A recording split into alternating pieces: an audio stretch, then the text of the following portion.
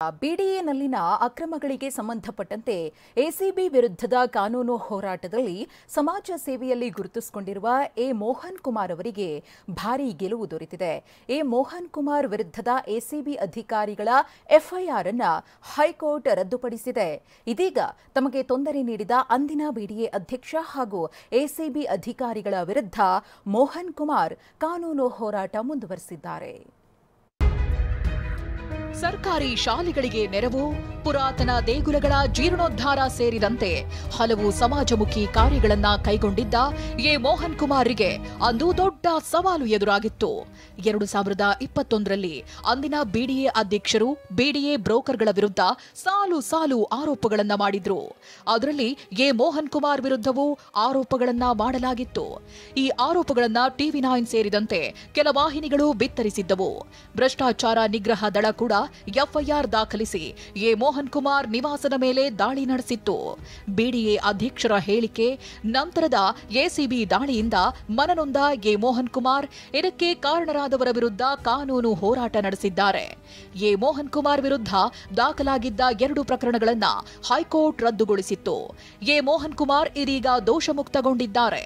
2021 November 20ರಂದು BDA ಕಚೇರಿ ಮೇಲೆ ACB ಪೊಲೀಸರ ದಾಳಿ ವೇಳೆ ಡೈರಿಯಲ್ಲಿ ಮೋಹನ್ ಕುಮಾರ್ 4 ಫೈಲ್ಗಳನ್ನು ಒಯ್ದಿದ್ದಾರೆ. ಒಂದನ್ನು ಮಾತ್ರ ಮರಳಿಸಿದ್ದಾರೆಂಬ ಉಲ್ಲೇಖವಿತ್ತು. ಅವರ ಫೋನ್ ನಂಬರ್ ನಮೂದಿಸಲಾಗಿತ್ತು. ಇದನ್ನ ಆಧರಿಸಿ ಎಸಿಬಿ ಪೊಲೀಸರು ಮಾರ್ಚ್ 22, 2022ರಂದು ಮೋಹನ್ ಕುಮಾರ್ ನಿವಾಸ ಕಚೇರಿ ಮೇಲೆ ದಾಳಿ ನಡೆಸಿದ್ರು.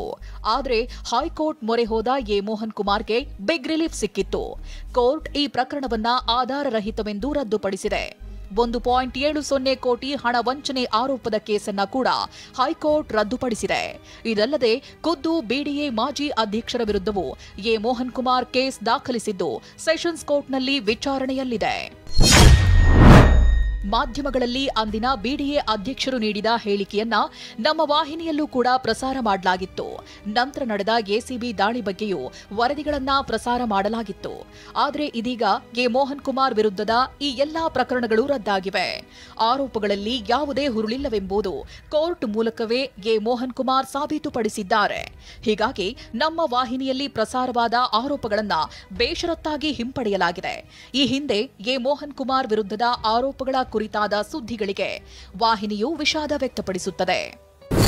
ಹಲವು ಜನೋಪಯೋಗಿ ಕಾರ್ಯಗಳಲ್ಲಿ ನಿರತರಾಗಿರುವ ಎ ಮೋಹನ್ ಕುಮಾರ್ ತಮ್ಮ ವಿರುದ್ಧ ಇಲ್ಲ ಸಲ್ಲದ ಆರೋಪ ಹೊರಿಸಿ ಕೇಸ್ ದಾಖಲಿಸಿದ ಬಗ್ಗೆ ಆಕ್ರೋಶ ವ್ಯಕ್ತಪಡಿಸಿದ್ದಾರೆ. ಎಸಿಬಿ ಅಧಿಕಾರಿಗಳ ವಿರುದ್ಧವೂ ಪ್ರಕರಣ ದಾಖಲಿಸಿರುವ ಮೋಹನ್ ಕುಮಾರ್ ತಮ್ಮ ಕಾನೂನು ಹೋರಾಟವನ್ನ ಮುಂದುವರಿಸಿದ್ದಾರೆ.